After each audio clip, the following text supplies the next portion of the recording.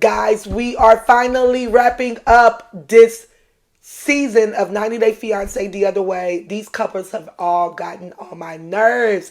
Whoo! Cannot wait to wrap this up. Okay, you are talking with Ree, where I come to talk to you about what I've either read in the blogs, watched on TV, or heard in these streets. Today is about what I've watched on TV. 90 Days Fiancé, Season 4, last part of the reunion. Let's wrap this up. For those that are new to my channel, I like to do reviews, talk about hot topics that are in the media, and yeah, we discuss it all here. If you like anything that you see today, make sure you like, comment, and subscribe. Please come back for more. We are growing this channel together. We grew it to 500 subscribers. I'm so excited about that. And now we're close to 600 after I just announced it a week ago, and I'm so excited. Thank you guys for the wonderful feedback that you have been giving me, and I hope to continue to make you guys proud. Let's get started. Let's get Chris and Jamie out of the way. We ended off where they were both trying to call out each other's infidelity. Jamie goes and says that, okay, listen, Chris's ex sent me new photos, told me all of the things that she's been doing behind my back, this, that, and the third.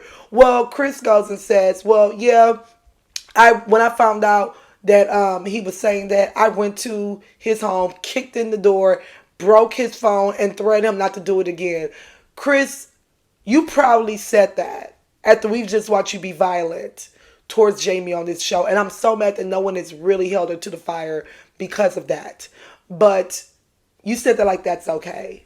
Jamie, count your blessings that you've run far, because no one has time for Chris childish behind that does not know how to control her emotions. That's that, right? Okay.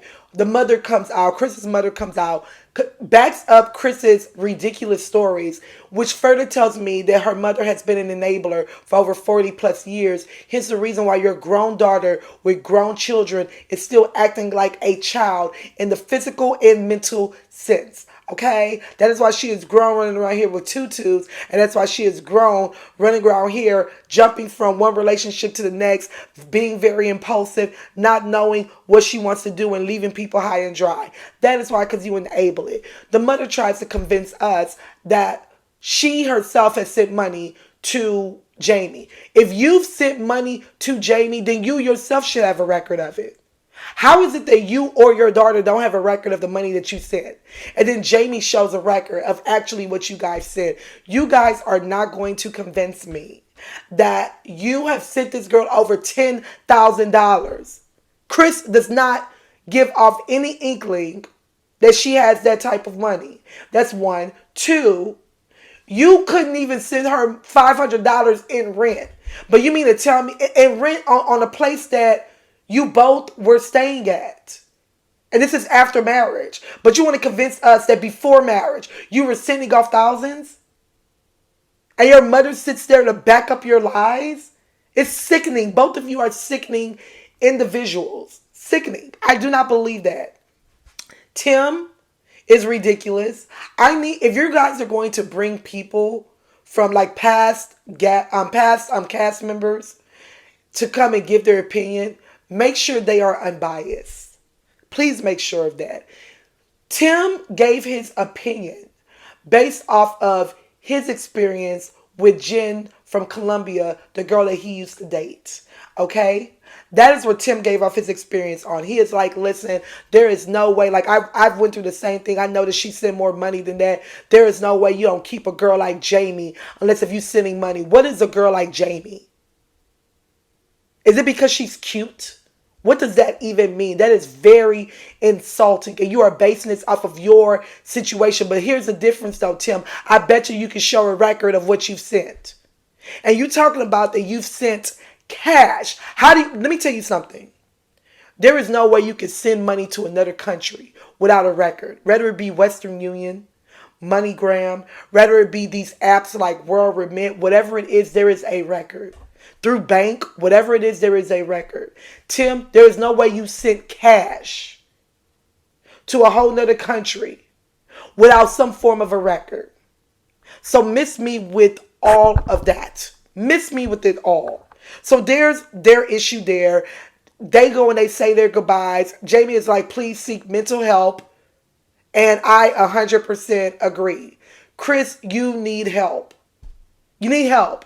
And I'm so glad that Veronica called out Chris in regards to the infidelity thing, because she said the exact thing that I said in the last review. It is not infidelity when you disappear for nearly a month and we've never met and I don't know you. What are we talking about? What are we talking about? We're pen pals. So there's that. We move on.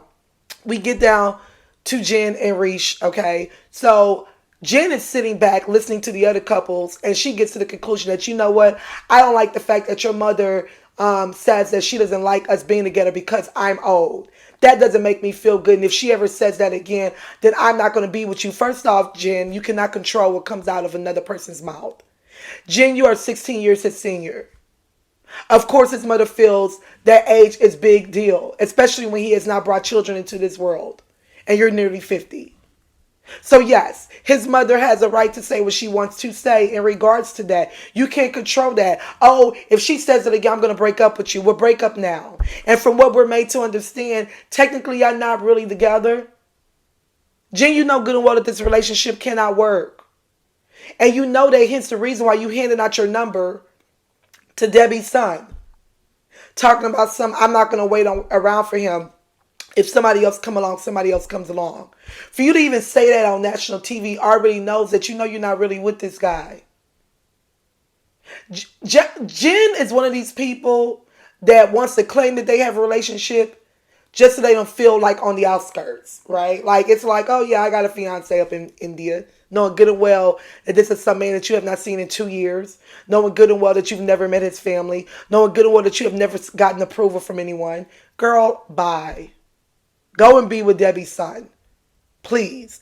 And Rishi, stop with those ridiculous tears that never drop from your eyes. We don't believe you. Let's move on. We get to Gabe and Monica. Monica comes out. Gabe is just like, oh yeah, we've been in conversation. We've been in communication since. And Monica was like, that is a lie. You have done nothing but send me funny memes as a way of communicating. We have not had any conversation. Gabe goes on and says, well, we haven't had the conversation because I'm non-confrontational. What? Since when? Gabe, you have confronted every foreigner on this cast. Now all of a sudden you're non-confrontational. You and your whack sister gets a rise out of getting under people's skin. You get a rise out of making people feel uncomfortable and getting them angry. You and your sister. That's why she didn't show up to that wedding. She gets a rise out of that. She gets a rise out of it. And Isabel missed me with the whole, I wanted you to be a bridesmaid. We had a dress ready for you. My mother has made a dress for everyone. Your mother, being the seamstress, knows good and well that in order to sew a dress for somebody else, you are going to need measurements. So how is it that you have never told Monica nor your husband that you wanted her to be in the wedding? And it's not like y'all never met up in Colombia. You sat down and you had dinner, and at that very moment, why didn't you say then, hey, I want you to be in this wedding? So she was supposed to show up the day of the wedding, and then you say, hey, you know what, change that dress. We got another dress for you, without you even knowing if it was going to properly fit her. And then your mother would need to sew, knowing good and well that can take up time on a timed event. Make it make sense, Isabel. It does not. I do not believe it. I believe that you said that to make Monica feel extra guilty. That's literally what that was. And that was super corny. And I don't believe it one bit. We move on. Let's get Mahmoud and Nicole out of the way. The brother comes out with Mahmoud this time, and he's speaking, and he's just like, listen, like, you know, I'm a big supporter of the relationship. You know, I'm more of Nicole's sibling than I am Mahmoud. Like, I literally hold Mahmoud accountable. Okay, once again, there goes Gabe attacking Mahmoud, saying, oh, you're the type of man that, you know, I like, you are someone that I would never want to be. Well, you know, I'll leave that alone. But Gabe, you walked right into that joke. Okay, but I'll leave it alone. But we, you know, Nicole confronts Mahmoud in regards to the text messages that he was sending to a young Asian girl in China. Okay, and regardless of whether she looked through the phone or not, what were you doing? Totally, totally inappropriate. Totally. And, Mahmoud and the brother is laughing like this is all jokes and things. And I was annoyed as well. It was very childish. And you could say that it's because of nerves. Whatever it may be, it was incredibly disrespectful. But whatever. Y'all gonna work it out. We move on. We now get down to the meat and the potato, which is Danielle and Johan. Why did they bring Taylor out there? Taylor had, but okay, I guess it was like because it was super significant. Okay, fine, fair enough. I answered my own question. Whatever, right? Okay. Danielle is still trying to justify her relationship with Taylor, even with the whole cast telling her it is about a respect thing. Oh, I wouldn't care if he did the same to me. I would invite the girl to my birthday gathering. Danielle, you are an inviting lie. You are a lie. No, you would not have invited his ex-girlfriend that he used to lay down with, especially if the ex-girlfriend was a bad mamma jamma. I don't believe you. I am someone of the world. Danielle, majority people in this world, regardless, and that does not make Johan childish, immature, controlling for someone to say, hey, I prefer for I feel uncomfortable with you having a relationship with an ex that you used to lay down with. Danielle, Taylor is not your friend. Out your own mouth, you guys only keep in contact through Instagram messages. Instagram messages. This is not somebody that is really a staple in your life. And even when they try to compare it to Veronica and Tim is Veronica's daughter's adopted father. I mean, Tim has adopted Veronica's daughter since she was a little girl. That is her father figure. That is not the same. Their best friends is completely not the same than someone that you communicate with, that you have no child connection to, that you communicate with through Instagram, that you really have not seen since y'all were staying together before. You brought Taylor on the show to make Johan jealous. And it backfired. Because now Johan sees the way you've been talking about him behind the back when they replay the clips. And he's like, you know what? I'm over it. He is headed up to here with you. He does not love you anymore. And regardless of whether he is speaking in the moment or not, he means it. Even if y'all work it out, he's over it. The man says the moment this lease is up, you go your way, I go mine. And a part of me was thinking like, why are you waiting till the lease is up, especially if you're not paying any bills? But Johan now tells us that he split the bills in half. That they split things half. I do not believe that. Because we all sat on TV as you made it very clear that you don't make the type of money to even pay those bills. When the lights went off, you looked at her like, you should have paid that. So there's no way you want to now convince us that the bills are split in half. I think that he said that because he is sick of, Danielle emasculating him and humiliating him. And he just wanted to have one moment before the season end of saying, no, like we did or something. And the shock on Danielle's face when he said that tells me everything I need to know that he is lying. And I don't believe that either. Now I want to be clear with you, Johan. I'm totally with you in regards to being done with Danielle and being over it. But don't get over here and lie about the splitting of the bills things. I don't believe that. But yeah, if you want to go ahead and send her on her way, I totally understand it because I will be over it. Well, nobody has time for someone that is as old as Danielle is and Taylor saying, oh yeah, she's the most mature woman I've ever dated. Taylor, were you dating teenagers? Were you dating 21-year-olds? Because if she's the most mature, then what is your mentality even? Because Danielle is super immature. Super.